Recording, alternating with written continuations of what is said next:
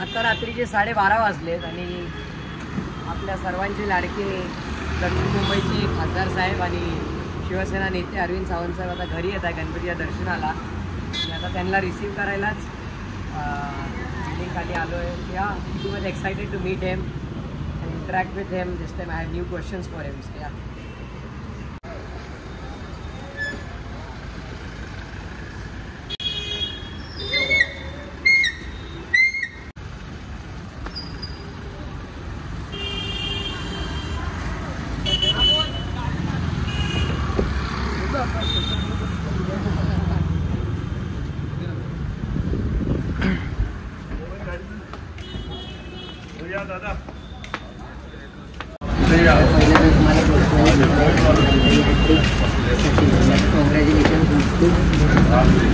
असं पहिलं मत होतं ते तुम्हाला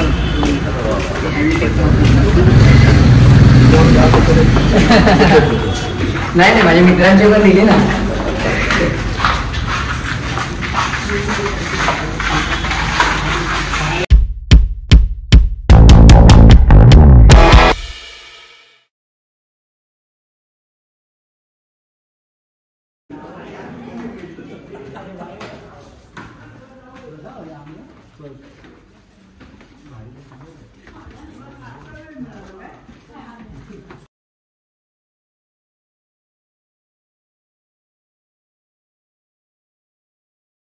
जय महाराष्ट्र. म्हणजे असा प्रश्न असला तर आम्ही जातो. मी याला विचारतो. याला याला म्हणतोय की तुला आत्ता वेळ मिळाला का? हा खरं पहिल्या दिवशी यायला पाहिजे होते. शुभम. जय महाराष्ट्र. कशी आहे जेवण. जय महाराष्ट्र. सुंदर.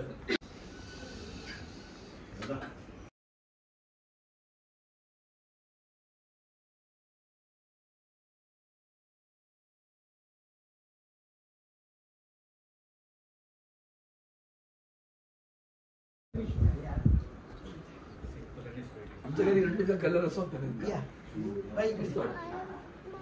ते जेवायला आणली काय नको त्यांनी. जेवायला पण आहे. Plate burger. आपण आत्तापर्यंत 2-3दा इंटरॅक्शन केलं. त्यात आपण खूप मोलाचे सल्ले दिले युवकांना, मला, आणि प्रत्येक गोष्टीबद्दल आपण बोललो. पण एक गोष्टीबद्दल नाही बोललो की तुमच्या राजकीय करिअरची सुरुवात कशी झाली होती. शिवसेना स्थापन आणि माझी राजकीय करत एकाच वेळेला. 66ला स्थापली मी, 9वीला होतो. 68ला निवडणूक लढवली मी, 11वीला होतो. म्हणजे बरोबर ट्रान्झिट पिरियड असतो, वळणाचा पिरियड. त्यावेळेला ते वंदनीय शिवसेना प्रमुखांचे ज्वलंत धगधगते विचार, त्याचा प्रभाव पडतो ना आपल्याला. आणि आज जो प्रश्न तो तेव्हाही होता बेरोजगारीचा. पण त्या बेरोजगारीमध्ये आणखीन एक मोठं ॲडिशन होती की मराठी माणसांवर अन्याय होत होता, खास डावललं जायचं. आणि मग त्याच्यामुळे तो जो विषय होता, महाराष्ट्र राज्य झालं 60ला. तुमच्या कल्पनेने मला माहिती नाही, 1 मे 1960ला महाराष्ट्र राज्याची निर्मिती झाली. 6 वर्षात महाराष्ट्र राज्य संयुक्त महाराष्ट्राच्या चळवळीतून निर्माण झालं. ती संयुक्त महाराष्ट्र चळवळीतून काय मिळालं तर मुंबई मिळाली. मग त्या मुंबईतल्या मराठी माणसाची स्थिती काय आहे, म्हणजे असूनही खास मालक घरचा म्हणती चोर त्याला, असं ती अवस्था होती. म्हणून शिवसेना प्रमुखांनी मार्मिकमधनं हा विचार द्यायला सोडतो. त्यातला पहिला मोठा एक स्तंभ होता, त्या स्तंभाचं नाव होतं वाचा आणि थंड बसा. आणि उपासात्मक आहे, वाचून पेटायचं आहे असं अर्थ आहे. पण थंड बसा वाटलं तर लोक पेटून समजून गेली. पण त्यातून पेटलेली एक बाजूला वाच ही वात नाही, ती ज्वाला आहे आता सध्या. एक राजकारणाची मशाल आहे ती. एक राजकारणाची आत्तापर्यंतची तुमची एखादी अशी फेवरेट मेमरी म्हणा, किंवा एक अशी मेमरी जी आयुष्यभर आत्तापर्यंत ती मनात राहिली आहे, म्हणजे ती फन मेमरी असेल किंवा काही. अशा खूप आहेत. पण त्यातलं एक ब्रेकिंग पॉईंट फक्त सांगतो. आज तेवढा मोठी मुलाखत घेशील तेव्हा सांगेल. एकच आहे की शिवसैनिक म्हणून काम करताना, मराठी माणसाच्या अन्यायासाठी वाचा फोडताना, लढताना, संघर्ष करताना, रस्त्यावर उतरताना निरपेक्ष भावनेनं काम करणारी आमची पिढी होती. तर कधीच असं म्हणत आलं नाही की मला उद्या नगरसेवक व्हायचंय, मला आमदार व्हायचंय, असलं काही स्वप्न घेऊन आम्ही काम करत नव्हतो. आणि अचानक 1996 साली साहेबांनी सांगितलं तुला आमदार करतोय मी. ती आयुष्यात विसरता येणारी, न विसरता येणारी गोष्ट आहे. तेव्हा मी मानसिकदृष्ट्या तयारही नव्हतो आणि मी साहेबांना म्हटलं हे मला कशाला भानगड पडत, मी तुमच्यावर फिरतो याच्यासारखा मोठा आनंद नाही मला. अरे इथे रांगा लावलेल्या असतात लोकांनी, तुला कळतो तुला कळत नाही का. मला सुरुवातीला म्हणाले अरे आशीर्वाद मिळतात तुझ्या लक्षात कसं येत नाही, येते आशीर्वाद. तो आयुष्यातला जो टर्निंग पॉईंट आहे हां. तो कधीच वरती गेलो तरी वरती पण आठवण ठेवू. नाही. तुमच्या जीवनाला किती वळण लागतं तुमचं कळत नाही. नकळत तुम्ही काल परवा रस्त्यावरचा एक सामान्य गिरणगावातील गरीब माणसाचा मध्यमवर्गाचा मुलगा आमदार होतो, त्याच्या जीवनातला तो जे वळणावरचा बदल आहे तो त्याला वरती कुठे घेऊन गेला, आता मी कुठे आहे. हा, तर तो ब्रेकिंग पॉईंट आहे, तो लक्षात ठेव. आणि तो खरा कधी आयुष्यात विसरता येणार नाही. या टर्निंग पॉईंटपासून म्हणजे आमदारकीपासून ते खासदारकीची हॅट्रिकपर्यंत असं तर सर्व काही मला बघता नाही आलं, माझं वय खूप लहान आहे, पण नक्कीच तुमच्या 3 टर्म बघितल्या आणि 1 टर्ममध्ये मतदानसुद्धा केलं आहे. तर पुन्हा एकदा कॅमेरासमोर तुम्हाला कॉंग्रॅच्युलेशन. आणि माझा पुढचा प्रश्न हाच आहे का हॅट्रिक केली आणि आपण घासून नाही ठासून हॅट्रिक केली आहे, तर कसं वाटतं हॅट्रिक झाल्यावर? म्हणजे ती पहिली फिलिंग काय होती जेव्हा तुम्हाला कळालं की आपली हॅट्रिक आता पूर्ण झाली आहे? आनंद होणं स्वाभाविक असते गोष्ट, पण माझ्या हॅट्रिक बरोबर माझं सरकार आलं असतं तर तो आनंद द्विगुणित झाला असता. त्यामुळे माझ्या सोबतचे सवंगडी आले नाहीत तेव्हा त्या आनंद लुटता नाही आला मला. तो आनंद मला लुटता आला असता जर आदरणीय उद्धवजींचं स्वप्न साकार झालं असतं आणि त्या स्वप्नांमध्ये महाराष्ट्रात शिवसेना उद्धव बाळासाहेब ठाकरे पक्षाचे अधिकाधिक खासदार निवडून आले असते आणि दिल्लीत आमचं सरकार आलं असतं तर त्या आनंदाला म्हणजे एक अतिशय मोठी अशी सोनेरी झालर आली असती, ती आली नाही. तसं तर मी बाप्पांकडे प्रार्थना करतच असतो, पण माझी हीच इच्छा असेल का दिल्लीतही लवकर आपलं सरकार येईल. पण हे गॅरंटी आहे की येणाऱ्या विधानसभेत आपलीच सरकार येणार आहे.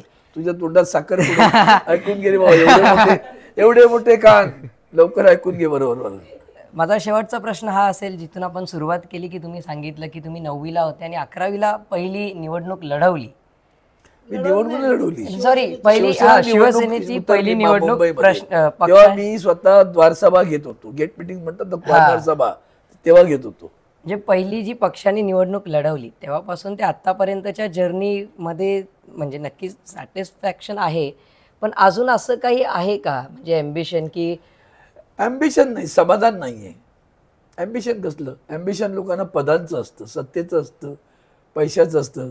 मला मोठं श्रीमंत व्हायचं आहे, मला मंत्री व्हायचं आहे, संत्री व्हायचं.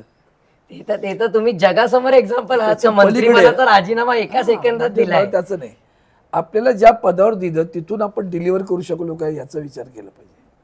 त्याचं समाधान नाही आहे मला. ज्या दिवशी माझी मराठी मुलं नोकरी धंद्यामध्ये स्वाभिमानानं उभी आहेत, आज त्यांना या केंद्र सरकारच्या नालायकपणामुळे न्याय देता येत नाही.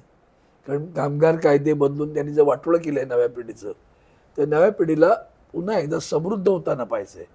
आणि त्याच्यामध्ये त्या समृद्धतेमध्ये त्यांचा स्वाभिमान हरवता कामा नये. कारण त्यांनी जसं तुम्ही मगाशी म्हणालात की माझा जन्म नव्हता झाला, मला माहिती नाही, तसं त्या स्वाभाविक आहे, पण तरीसुद्धा महाराष्ट्राच्या मातीचा स्वाभिमान असला पाहिजे. आणि म्हणून मी तेव्हा साहेबांचं एक वाक्य मला आठवतं, ख्रिश्चनांची धर्मांधता, मुस्लिमांची जात्यांधता जोपर्यंत आणि दाक्षिणात्यांची प्रांतीयता जोपर्यंत मराठी माणसाच्या रक्तात भिनत नाही तोपर्यंत मराठी माणूस पुढे जाणार नाही.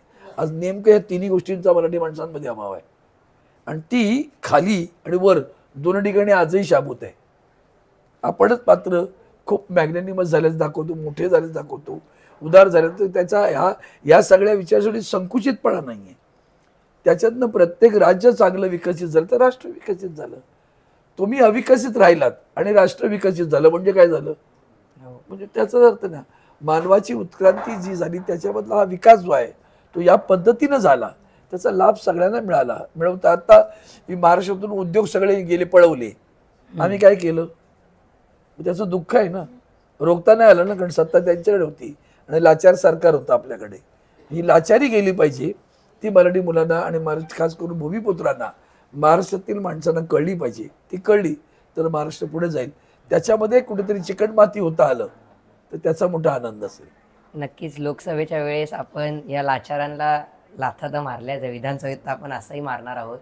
आणि एक मी पर्सनल लेवलवर सांगेन की रात्रीचे 1 वाजलेत आणि हा इंटरव्ह्यू शूट होतो आहे आणि आजही खासदार साहेब फिरतायत, तर हे म्हणजे शिवसेना उद्धव बाळासाहेब ठाकरे, हे म्हणजे ठाकरेंचे सैनिक, आणि हो, ही म्हणजे महाराष्ट्राची Mahavikas Aghadi. Thank you so much. आणि पुन्हा एकदा मी आता ऑन कॅमेरा तुम्हाला पुन्हा एकदा ऑन कॅमेरा रिक्वेस्ट करतो की आपला पुढचा एक मोठा इंटरव्ह्यू आपण शूट करू, पण तो नक्कीच केंद्रात आणि राज्यात दोन्हीकडे सत्ता आल्यानंतर, आता येणाऱ्या काही महिन्यात आपण तो शूट करू. ओके, धन्यवाद.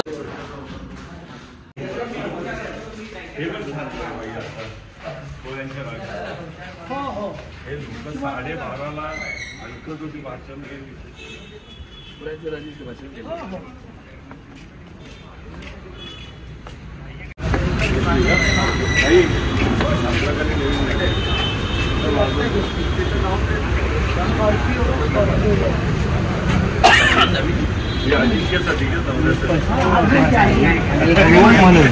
आजच्या रीलच्या जमान्यात 30 सेकंदाचे व्हिडिओ बघण्याची सवय लागली आहे.